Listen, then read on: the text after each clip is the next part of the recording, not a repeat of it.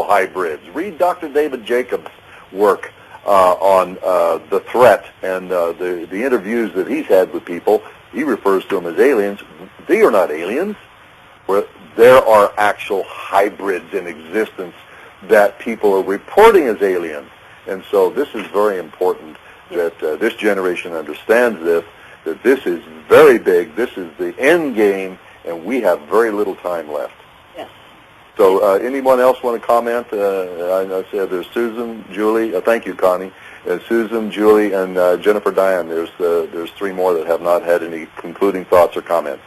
I do, Doug. This is Susanna. And I was just looking back in Genesis, and I think the reason I am willing to come on and talk about this is a part of my life is because of when you read on in Genesis and why the Lord brought the judgment that he did through the flood.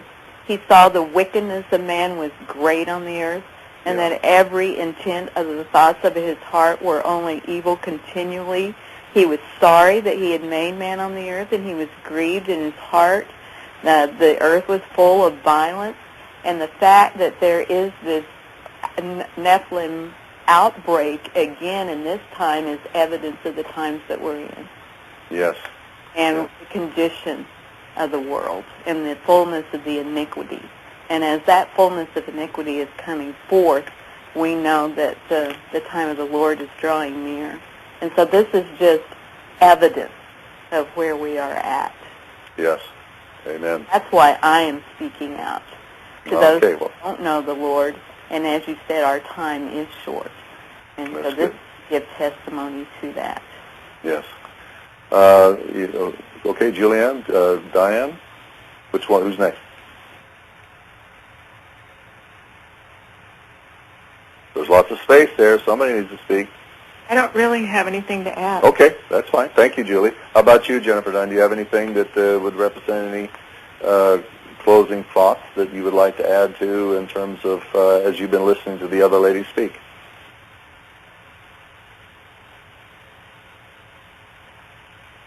She must have. She probably had to get off the air.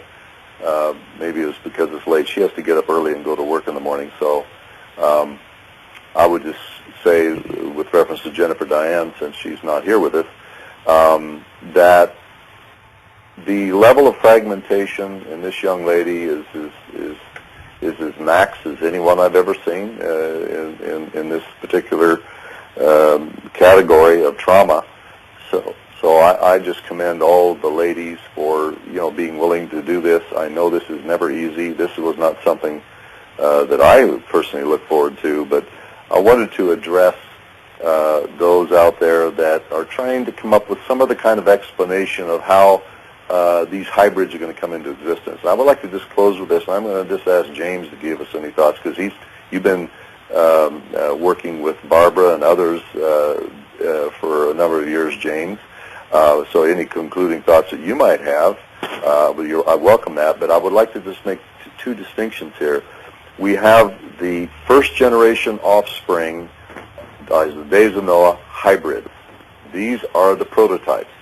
Now, the rest of mankind that's going to be deceived, there's all kinds of GRIMS technology, as Tom Horn has done so well in his Forbidden Gates, that's going to make it possible for mankind to make the transition to that which will ultimately result in the mark of the beast, which will most likely be the introduction of some kind of nanobot, biological nanobot that will transform their DNA, which will, they are now beyond human category, and they will become, in a representative way, the closest proximity to the Nephilim, and therefore all those who receive this mark will be damned. That's what the Scripture teaches.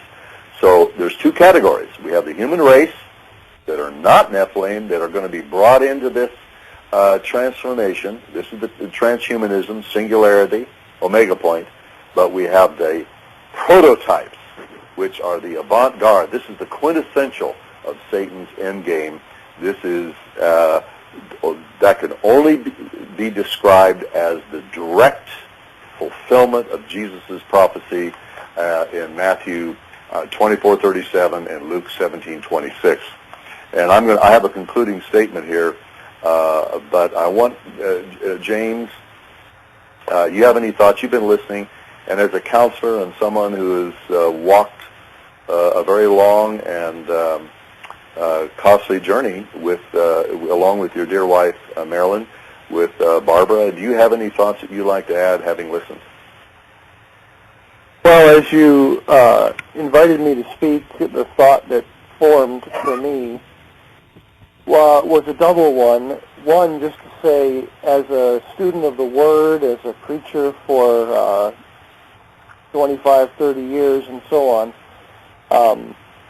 I just lend my testimony to the just how much what we're experiencing, and that in our generation and what these ladies are bringing forward, how much that just simply validates the Scriptures and makes sense. It just makes perfect sense that this is the way the Scriptures will be fulfilled. I mean, this is what they have said. This is the way it's coming down.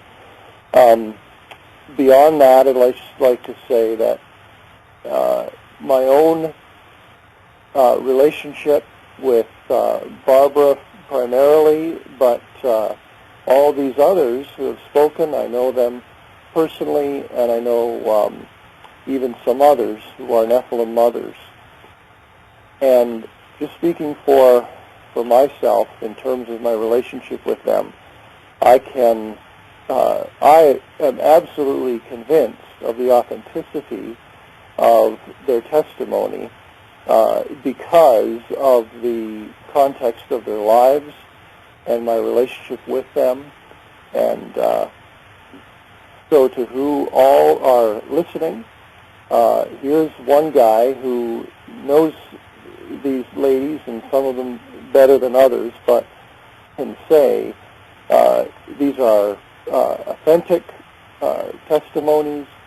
These women have no reason to make this stuff up and to go public with what they know to be untruths, but just the opposite. They have every reason to keep this quiet, either for shame of it all or for threat of what will come upon their heads by the very sons they've borne when they do these, when they give this testimony. So it's a brave and courageous thing. It's an authentic thing. It's real, and I thank the Lord for the privilege of knowing each of them. So that is my thought, Doug. Thanks. Well, thank you, James, and I appreciate James' commitment to working. I first met James and his dear wife, Marilyn, a number of years ago, back in the latter 90s when you brought Barbara to me in Tulsa. And at that particular time, we got to know you and to connect with you more. And it's been a real privilege to be able to work with you and see you just grow in your understanding and ability to help people like Barbara. And so I am very grateful you're there. I'm very grateful for Marilyn and her close support, and she's witnessed these things. Marilyn, are you there, Marilyn? I am here, Doug. Do you have anything that you would like to add? Because your Pastor James is your husband, and you have been by his side through hundreds and thousands of hours of counseling. You know Barbara. Are there any closing comments or thoughts that you would like to add from who you are in this journey, not only as a companion of James, but as a close friend and sister of Barbara? I think the thought that overwhelms me is just I'm just flooded as I'm listening to everyone's story with the overwhelmingness of God's sovereignty in the way He has brought about this revelation and made provision for the testimony to come forward and to be believed. I, with James, am so grateful for you, Doug, and your assembly there, Morning Star Testimony, church and for the way you have pioneered this work, for Sally being so brave to report to you initially, and the way you have continued on this incredible learning curve as the whole thing got bigger and more overwhelming. And had you not gone before, that you wouldn't have been there in answer to my extensive fasting and prayer when we had exhausted every source of help in wondering where to go next and how to help next. Barbara, when she was hearing voices and cutting and we didn't know what more, where else to go. And then perhaps the listening audience would have no clue, but the way you came to know Jennifer Diane is because she happens to be my niece. And God did that. That's all I can say. It's like the story of Joseph, or well, maybe a better story about God's sovereignty would be the story of Esther. I often think, who would have ever dreamt that Haman, who was being so irritated by Mordecai and thought he had the perfect plan to get rid of Mordecai and all the Jews, whoever would have thought that Mordecai's niece was the queen? And I often think about that when I think about my precious niece, Jennifer Diane. Who would have thought in all the years we were just loving and seeking to make disciples and came to love Barbara and others, that the story would go round and here my own precious niece had been abducted right at birth from her mother, my sister-in-law. Not abducted by aliens, no, but by humans in a hospital. But I know. Well, she has told that on the air. So anyway, it's an incredible story of God's writing. So that's what's going through my mind, and I give Him the glory, and with James affirm the authenticity of all of these testimonies. Yes. Well, thank you so much, Meryl. Lori and Dan, do you have any concluding thoughts you'd like to add as a witness to these people, having known them and watched their journey and knowing they're not speaking from any specific altars, but this is coming out of the person that you've known and walked with for years? Any closing comments or thoughts, Lori, and then you, Dan? Well, I just appreciate being a part of this, and I feel pretty, I don't feel qualified to say too much, because I have been an outsider, a witness of this, not a participant, But as I watch my sisters be so brave and to be willing to go on a worldwide internet program to speak this for the sake of the Lord, that's where my respect really grows for each one of them. Mm-hmm.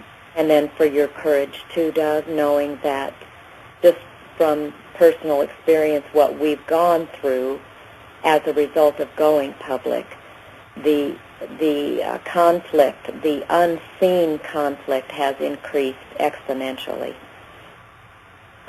So I just really admire you for being willing to do this. And I just pray that the Lord will use it however, because at the beginning I wondered, well, now what is this about? Why are we doing this?